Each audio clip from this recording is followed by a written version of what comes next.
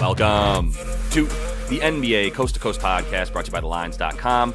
Coming to you from the West Coast, Josh Lander. Nate's back. He's on the East Coast. We got slim pickings on the play of props. I'm not going to lie to you here on Friday because there's still a bunch of guys on the injury report that are impacting this, impacting all the props. So we've got 4 of them here, really 4.5. We've got a lean that isn't out yet, so definitely want to give that to you as well. But make sure to follow along. We also have a video with best bets up that we're bringing you each and every weekday this season. Also head to thelines.com. That's where you can use everything we're putting up on the site for your bets, including that odds finder tool to make sure you're getting the best juice available to you from all of these props that you're making in the NBA this season. Nate, let's go ahead and get into your first NBA play a prop for tonight.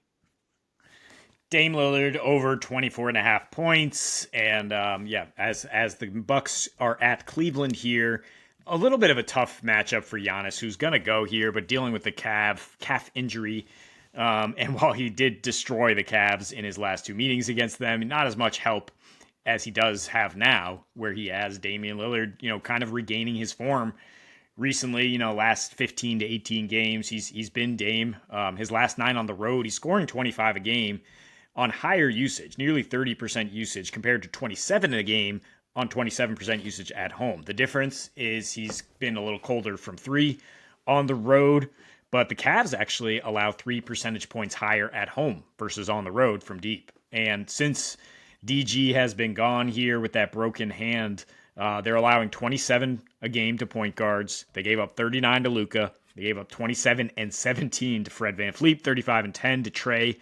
Gave up 20 to Sexton in a bit of a revenge spot, and they did give up 6 threes to our guy Trey Murphy in a win. So they've been a little more vulnerable around the perimeter. And, you lose Mobley as well, which is going to hurt defending Giannis, but you have these kind of annoying low center of gravity guys, as I said, Dean Wade, George Niang, thrown in there to kind of bother Giannis, make him kick it out a little more, make Dame soak up a little more usage. But, the 2 of them between Giannis and Dame are going to soak up like nearly 60 to 70% of the usage anyway for the Bucks. Like, they're doing what they've been doing. Dame, his last meeting against Cleveland, he did have 50. It was an absolute shootout with Donovan Mitchell. That was when he was with Portland, of course. But, Portland had their full complement of starters, so it wasn't like his usage was insane. On normal usage, the previous 2 at Cleveland, 29 a game, shot 41% from 3. So that's kind of what we look for here. Is against a really stout interior defense, is you're going to need Dame to do a little more damage from the perimeter and beat his guy off the dribble, which is going to be probably Karis LeVert, Craig Porter Jr. off the bench, or a bit of an injured Donovan Mitchell who's concentrating on offense. And, whether Mitchell plays or not, our lean is that we like Craig Porter Jr. to just continue to pile up some stats here. Obviously, his number would be higher if Mitchell's out, but I think Mitchell's going to play, and basically with Porter, play it up to 24 points, rebounds, assists, and hope it's lower than that. Wow, you would play it up to 23.5 or so? Yeah. Wow, okay. I'm sitting here with all of the potential optimism in the world going like, let me get that 19.5 or 20.5 even for an over. But I'm not saying I wouldn't play it up that high. I just worry a little bit about the Bucks, but like at the same time, this is where they're vulnerable. Speaking to Craig Porter, by the way, Dame 24.5, wonderful, great. Not worried about that nearly as much. If Giannis is also questionable, or he's probable, but if there was even a question that he was like potentially going to stay out for risk management or injury risk management, whatever, then Dame's great. Even if he's not, it's still an easier place to score on the Bucks for sure, is from the wing and from outside where Dame plays. And then for Craig Porter Jr., even if it is a blowout, which apparently the Cavs are not going to get blown out when they don't have all of their starters still because they've been playing very well. Even if it is though, and the Bucks do manage to beat up on the Cavs on their own home floor, then why would you take Craig Porter out? Like, he's still a very young player that would need those minutes. So I think that's a nice little safety net against the blowout potential in the game. I'm going to start with Paul Reed, B-Ball Paul, over 8.5 boards in a game that might actually have a few more points and might actually be a little bit faster anyway than you might think with this Philly and Houston team in Houston. But B-Ball Paul, he missed. He didn't miss. He just wasn't really. He didn't get the minutes in a couple games recently without Joel Embiid. But then this last game without JoJo, that's really what I'm looking at for the rebound bet with him. I want to make sure I said over 8.5 boards for B-Ball Paul. But in the last 10 that he's played without Embiid, he's had 6 overs and 4 unders, and that's dating back to last season as well. The 6 overs, he played 29 minutes per game, and in the 4 unders, he played 22 and a half. And only one of those did even get 25 minutes in one of those games, those 4 that I mentioned. So I do think he's going to be out there against Şengün, who is averaging 30 minutes per game, who will probably be relied upon even more without Jabari Smith in there. We actually don't even know if Tari Eason is going to play either. So we're looking at some Jayshawn Tate minutes once again. And that's going to mean you're going to need another sort of, I guess, taller enough center in there to be alongside him. And last game, P-Ball Paul against the Magic, who honestly, not that different from this Houston roster construction, although I think you'd rather have Fred VanVleet if you're the Magic than any of the guards you have. But other than that, on the front court, you've got a lot of long, versatile dudes and relying on being able to like defend the paint, get out on the wings, and still drop down on defense, right, with guys like Eason and Jabari Smith Jr., et cetera. Similar play style, like I said. And B-Ball Paul had 22 rebound chances and 10 boards against the Magic just one game ago. A lot of rebound chances for him, and that's what he's out there to do. That's what B-Ball Paul is there for, is those rebounds. He's only putting up like 4 or 5 shot attempts a game, and Houston is allowing the 10th most rebounds per game to their opponents, including at home, where they're not that like much better. They actually have a decent rebound percentage, but they don't shoot well, so they give up a lot of rebounds. There's a lot of rebounding opportunities against this Houston team that is it's lacking 3-point shooting outside of Jalen Green, who's they can focus on even more tonight without Dillon Brooks in there. So I do like the Paul Reed overs with all these rebound chances for him tonight, and I do think the 30 minutes are coming his way. Yeah, I mean, Mo Bamba was a thing against Miami, and then against Orlando, he was just not. So that obviously gives you a lot more security if Paul Reed's only going to be the only center thrown out there against the Rockets, who do have a traditional center, a traditional role man in Şengün, and they're going to miss a lot of shots. They're going to play a little faster here with those guys out. So, yeah, plenty of rebound chances, I think, coming his way. I'm going to take Jalen Johnson, a guy I could not wait to get back in the lineup here after he missed 14 games. And the Hawks got him back last time out. I'll take him over 9.5 rebounds assists, which I think the books realize is a really low number, and it's juiced. It's actually minus 160 on DK, but they haven't just moved it up one. Look for it at 10.5 because, I mean, he's probably looking at like 8 or 9 rebounds in a game that has a 250 total. That should be extremely fast-paced. If you just want the better odds, 22.5 PRA, certainly in play here. After he topped that in just 29 minutes in his return against Chicago, went for 10 points, 9 rebounds, 4 assists.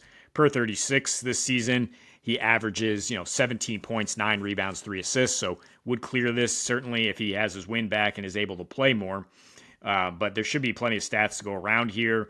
With Sacramento coming to Atlanta, Sac in their last 7 here, bottom 6 in paint points allowed, rebounds allowed. They allow 3 more rebounds on the road versus at home. They're allowing 17 fast break points per game, and Jalen is a great guy to get out in transition, get his points that way. They've also allowed 26 plus assists in 6 of their last 7 games here. And if it's like a high scoring environment, he's going to put up numbers. I mean, his last 2 against the Western Conference, against NOLA and OKC, is 17, 11.5, 4.5 assists. And then he also had 12 and 13 rebounds, assists against Indy, Philly. He goes under against teams like the Knicks and the Nets, and then he got injured against the Wizards, so we didn't get to see him again. But, I mean, after going over against a Bulls team that limits everything that the Kings give up, like I trust him to just get this stat line here against the Kings, even if he's only still around 30 minutes. But there's a chance he's ready to go more here with DeAndre Hunter out. The Hawks would definitely appreciate if he's able to go closer to 36. Yeah, that adds up to me as well. Jalen Johnson, man, one of my favorites. I'm really, really glad that he's back. And, man, talk about a guy that you want to take when, we're just going to be in transition the whole time. He is the player in transition the most for the Hawks. He is actually in the top 10 in terms of the frequency with which he's in transition of any players that are getting at least 20 minutes a night. So I think he was well on his way to asserting himself and inserting himself into the starting lineup and holding on to it for the 28 to 32 minutes a game that he was getting. And I think you can kind of slide him in there as like your starting four moving forward. So hopefully the injury didn't do any serious setbacks to him, and we can continue to see the dude that we love to take some overs on. I'm going to take a scary under because I'm going to put half a unit on it. And I still believe in my numbers and I still believe in my math, but it's a bit scary to take under 6.5 assists for Tyrese Maxey in this one when Dylan Brooks is out, to be honest with you. And Tari Eason might not play. That also scares me a bit. But Houston is built to defend in a way that limits assists and gives up a lot of free throws as well, which is a reason that you can still feel decent about it. It's like they're gonna foul, right? Even in the last 10 games or so where they've been a little bit worse on defense than how hot they started, they're still limiting assists to the tune of the third fewest, and fewest in the league, 2 point guards overall. And in the last 7, a bit more, but still in the top 10 in terms of limiting assists to point guards overall in the season. They played some good point guards in their last number of games as well. I will mention they played a bunch of dudes with a lot of assists, like Tyrese Halliburton. They kept under his assist line. CJ McCollum. Trey got 14. I will put that out there. And Dame got 11. So those are 2 that also skew the last 7 games a few. But other than that, you do get like some mostly unders when it comes to 6.5 assists for any of the point guards that's playing them. You're really capping these dudes at about 6 in terms of the assists per game. So look, Dylan Brooks is a big part of that. I do think he'd be the primary defender on Maxey. He's a big reason they give up so many fouls as well. But also Şengün, who's not good at protecting the rim at all, also consistently gets into foul trouble, as does Jabari Smith, but he's not in. So we'll see. Jayshawn Tate's not exactly going to be a world beater himself at like a 6'5" power forward. So I'm not too worried about his defense down low. And this all leads me to go like, look, Maxey drives to the rim he's to the tune of the top 5 most for a point guard, right? If you really any guard in the league, if you just go ahead and just filter guards and how often they're getting to the lane, driving to the lane, plus the field goal attempts inside of 5 feet, that's where Maxey lives. Like he's become a good 3-point shooter, but really he relies on the drive to open up that shot, especially without being able to play off of JoJo and just getting easy threes that way. So he's going to be moving into the lane a lot, and once he gets there, he's going to get fouled. And I also think he's going to go all the way to the rack because there's really nobody that's going to intimidate him too much when he's trying to get to the free throw line, which I think he's good for like 8 free throws in this game at least, right? With the way that he attacks the rim, and this team gives up fouls and free throws. So that's where I'm headed with it all. Like the whole reason that I started this too was like, well, he's not getting assists without Embiid, and the last 2 matchups were tough matchups for sure in terms of the Heat and the Magic, and he only had 7 potential assists per game in that time frame. Really just having some bad games. He's averaging 6 field goals made on 19 attempts in those last 2 without JoJo. So he's had some very poor shooting nights, but the 19 field goal attempts per game still tell you like he's looking for his shot. And this team does play a little bit more. I mean, the last 2 games that I've seen have been a little bit more hero ball, one-on-one, your turn, my turn style between Tobias Harris and himself, rather than ball movement that is centered around Joel Embiid having the ball in the foul line area and everybody just playing off of him with easy cutters. It's a good night for Maxey to score, and it's a good night for Tobias Harris to score as well, driving to the rim. Yeah, I mean, the Rockets don't have anybody to guard him, so yeah, like you're saying, like that's going to lead to more points. That doesn't necessarily mean he's going to be able to kick it out for assists. That's kind of dependent on whether guys like D'Anthony Melton are going to knock down shots when he does kick it out. But if he's really meeting no resistance without Brooks in there, he's probably going to score 30 plus. But life is not necessarily easier when you don't have a guy like Embiid tilting the floor so far in his direction, where you're able to just run around him and get dimes and get points. And it's just like now Maxey is 100% the focal point of the defense. So I would not run to like take him over 31 points. I mean, there's a lot of variance in terms of his scoring here tonight. But I think it's fine to take the under on the assists if that's also inflated, because the Rockets still a pretty disciplined team in terms of staying home on shooters, etc., getting back in transition. So I think he'll have to do a lot of his damage on the free throw line and going to the basket. Yep. 100%. I mean, the other teams that are like Houston, in terms of playing that sort of over pressing D up top so that you're not getting threes off, you're not shooting a good percentage from 3, but you can get into the lane and get what you want in there. And B-Ball Paul as your, guy in the dunker spot, Not really worried about him finishing too often around the rim or Maxey looking for him rather than looking for his own shot when he gets all the way into the lane. So that is all the time we have for you. Got 5 bets for you in these player props as well. Don't forget that Craig Porter Jr., once it comes out, the points, rebounds, and assists over that we like, up to about 23.5 for Nate is what he's saying for the over there. But continue to follow along and check out those best bets. We will be back here, obviously, next week for you guys. So until we see you next, happy betting.